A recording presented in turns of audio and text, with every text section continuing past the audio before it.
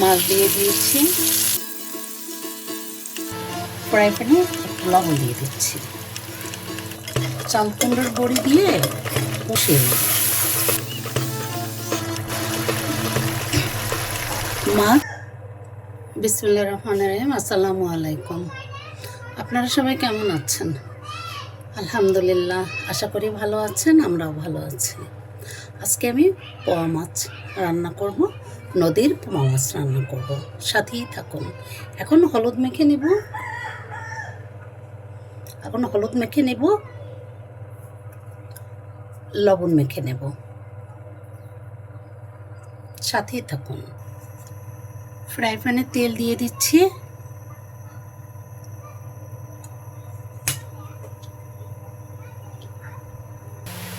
Fry প্যানে একটু লবণ দিয়ে দিচ্ছি,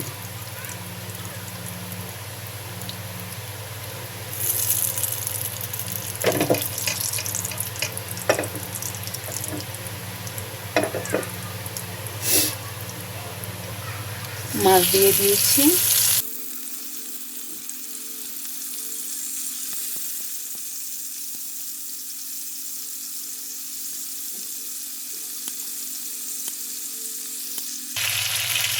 মাছগুলো তুলে ফেলব। এক ভাজি হয়ে গেছে,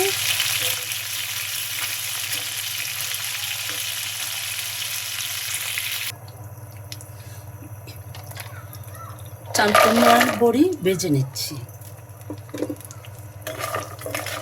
চাল কুমড়োর বড়ি দিয়ে পোয়া মাছ রান্না করব।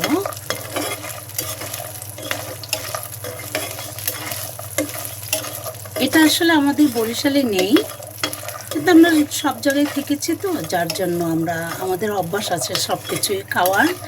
আর এটা আমাদের বরিশালে, এটা আসলে অনেকে চিনিই না। এটা যশোর বেশি হয়, যশোরে ওই দিকে বেশি এটা তৈরি করে। আপনারা সবাই নিশ্চয়ই বেশি খান সব জায়গায়। কারণ শহরে থাকলে দেখা যায় যে সব কিছুই পাওয়া যায়, খাওয়া হয়, কিন্তু আমাদের বরিশালে এটা একদমই চিনে না।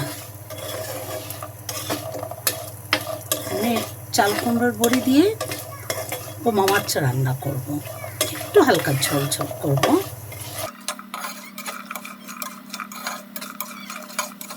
তেলে ভেজে নিলাম।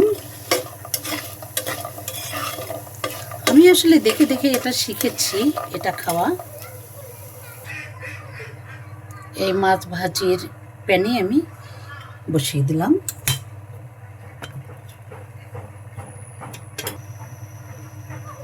পেঁয়াজ দিয়ে দিলাম,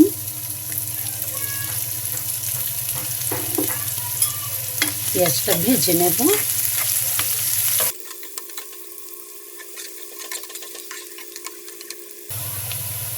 পেঁয়াজ ভাজি হয়ে গেল, এখন আদা, জিরা, ধনিয়া গুঁড়ো, রসুন বাটা, এগুলো সব বাটাগুলো দিয়ে দিলাম।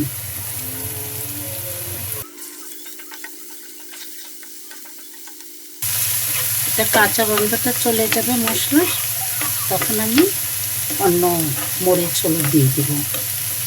একটু ভেজে নেই, তারপর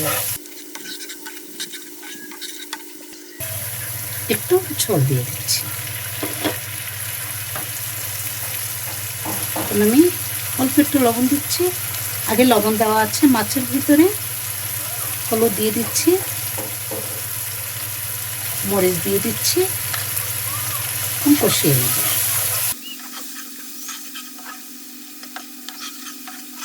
হলুদ মরিচের সাথে সাথে যে কোনো গুঁড়া মশলায় পানিটা দিয়ে দিতে হবে আগে, যার কারণ না হয় পুড়ে যায়। পুড়ে গেলে না রান্নার টেস্ট নষ্ট হয়ে যায়, এটা পুরো গন্ধ আসলে তরকারিটা ভালো লাগে না। একটু ঝোল দিয়ে দিচ্ছি, মশলাগুলো একটু বারবার কষিয়ে নেব।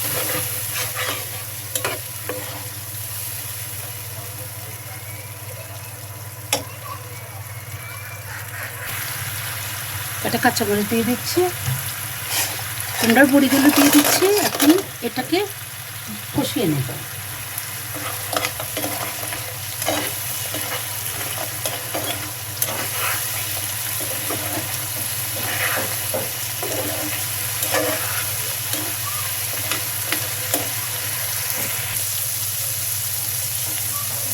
দুটি তেজপাতা দিয়ে দিচ্ছি, আর একটু ঝোল দিয়ে দিচ্ছি।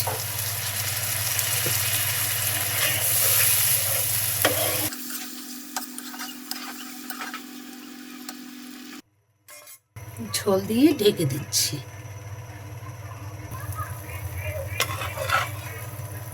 এখন আমি আস্তে আস্তে মাছ দিয়ে দেব।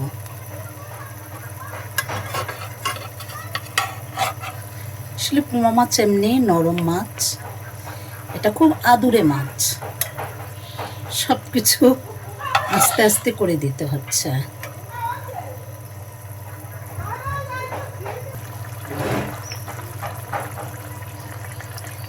মাছ দেওয়া হলো, এখন হতে থাকো।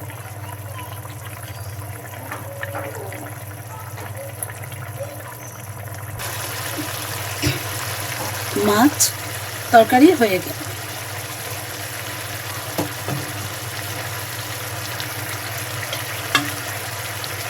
মাছ দিয়ে চাল কুমড়ার বড়ি আমার রান্না হয়ে গেল। এই যে একদম গলে গেছে বড়িগুলো। আমি এখন তুলে ফেলব।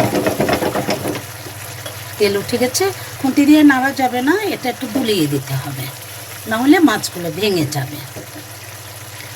তাহলে আমার কুমড়া বড়ি দিয়ে পোমা মাছ রান্না হয়ে গেল।